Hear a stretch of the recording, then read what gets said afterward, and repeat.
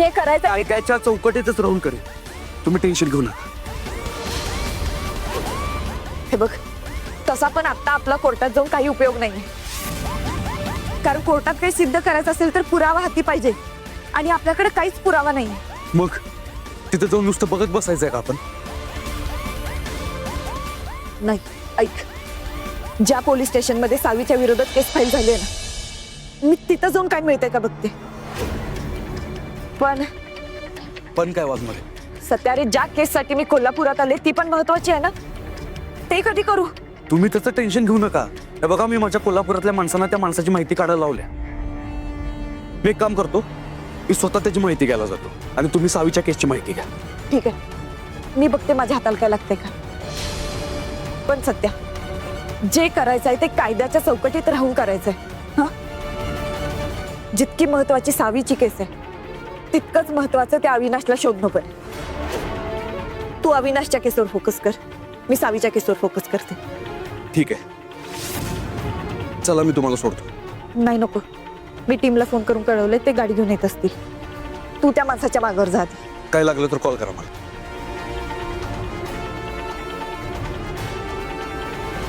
वाघमारे, माझा जीव अडकलाय तुमच्या.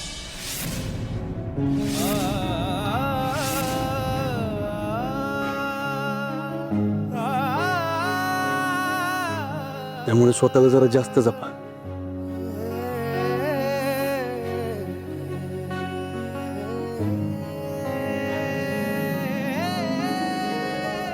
काळजी घ्या स्वतःची.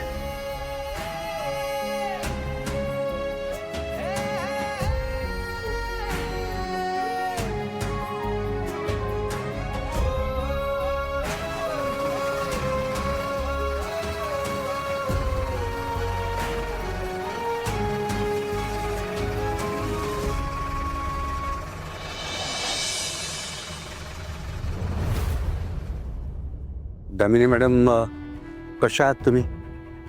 बऱ्या आहात ना? तुम्हाला काही पाणी वगैरे हवंय का? नाही नको. नाही, तुमच्या मुलाची सध्या जी काही अवस्था झालेली आहे आणि त्यावरून तुमच्या मनाची काय स्थिती झाली असेल, आय कॅन अंडरस्टँड.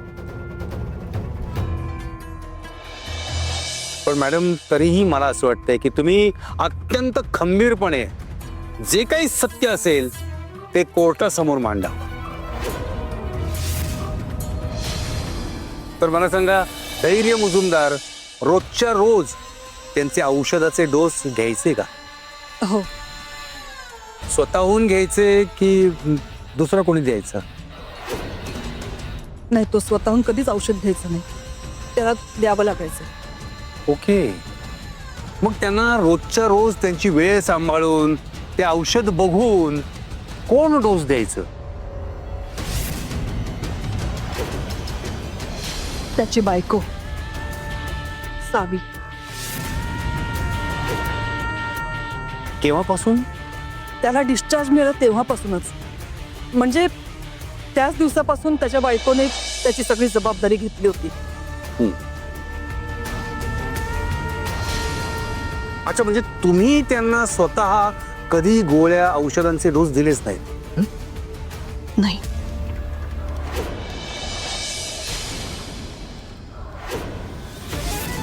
पण मॅडम, मला सांगा, सावी मुजुमदार, धैर्य मुजुमदारांची बायको, तुमची सूनबाई, यांनी कधी स्वतः धैर्य मुजुमदारांना औषधाचा डोस देताना तुम्ही डोळ्यांनी पाहिलंय का? किंवा त्या नीट वेळेवर औषधांचा डोस देतायत की नाही याची कधी शहानिशा केलीत का? अहो, आई आहे मी त्याची. तुम्हाला काय वाटतं मी असं काही केलं नसणार? पण आमच्या सुनबाईंना बायको असल्याचा हक्क गाजवायचा होता ना. माझ्या मुलाच्या आजूबाजूला पण भटकू द्यायची नाही ती मला.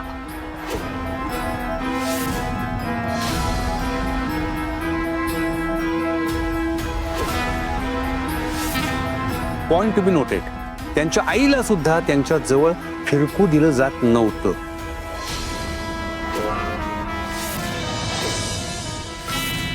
सो दामिनी मॅडम, मला सांगा, सध्या जो धैर्याला त्रास होतोय म्हणजे चक्कर येणं, कोंगीत राहणं, भास होणं, हे सगळं ते हॉस्पिटलमधून घरी आले तेव्हा सुरू झालं की नंतर कधी?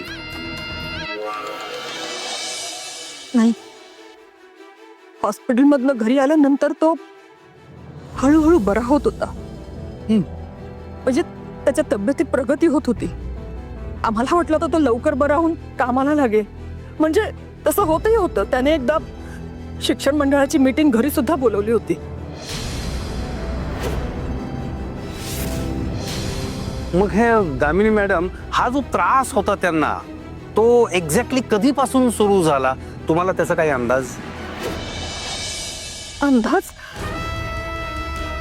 मी मी अगदी ठामपणे सांगू शकते की सावी जेव्हापासून त्या अंगातला भेटायला बाहेर जायला लागली ना, तेव्हापासून हे सगळं सुरू झालं.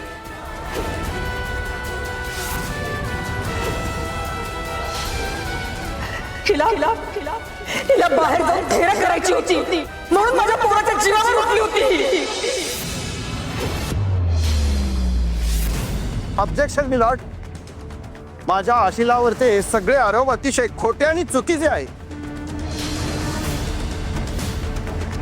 माझ्या आशिल सावी मुजुमदार यांचं धैर्य मुजुमदार यांच्यावर अतिशय प्रेम आहे. त्या असं काही करणं शक्यच नाही. आणि कोर्टामध्ये सुद्धा हे सिद्ध झालेलं नाही. विपक्षानं याची जाणीव ठेवाल. अहो विधाते, आरोप हे सिद्ध होणारच आहे. आता जसे ते सिद्ध झालेले नाहीत तसे ते खोटे आहेत हेही सिद्ध झालेलं नाहीये. एवढं लक्षात ठेवा.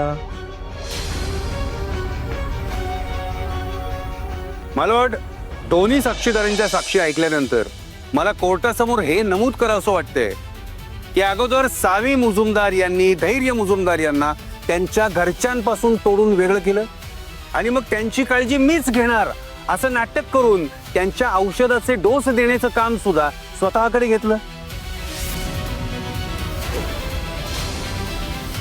आणि धैर्य मुजुमदार यांना चुकीचा डोस दिला, तोही डॉक्टरांच्या प्रिस्क्रिप्शन शिवाय.